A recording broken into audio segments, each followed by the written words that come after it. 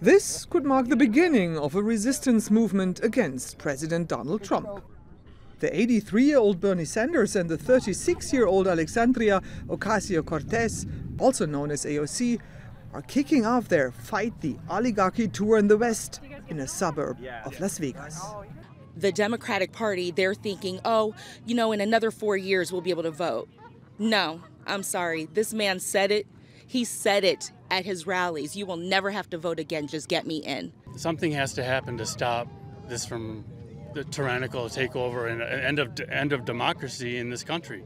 It is breathtaking how fast Donald Trump is changing the United States, and the Democratic Party seems paralyzed and unable to respond. The issue that we're getting in American politics is a lack of consistency and a lack of transparency within our Democratic leaders, but Bernie has been the opposite. Bernie's amazing. His message has always been the same throughout the decades. He's never faltered against all the other people who are just kind of going with the flow, with Trump's flow. And I just think Bernie is very progressive, like a lot of my peers are. While Donald Trump is threatening to expel Latin Americans, Sanders and AOC picked the local high school band as their opener.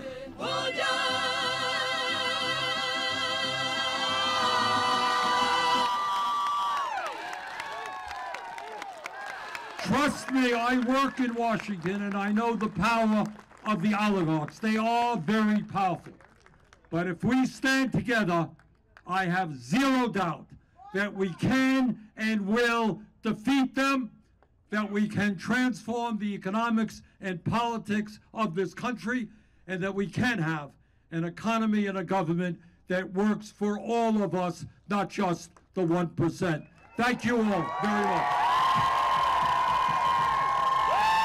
The right wing will have you believe that these American values are something out of the Communist Manifesto. That we believe these things because we went to college and read them in a book somewhere. I don't believe in healthcare, labor, and human dignity because I'm a Marxist. I believe it because I was a waitress. Because I scrubbed toilets with my mom to go to school. Because I've worked double shifts to keep the lights on. And because on my worst day, I know what it feels like to feel left behind. A feeling which resonates with many Americans right now. And it's very hard in society right now to be walking around and not know who you can trust and who you cannot trust. And so to be surrounded by people that you know believe in the things that matter the most to you, it really does change your outlook on life and your feeling about what's possible.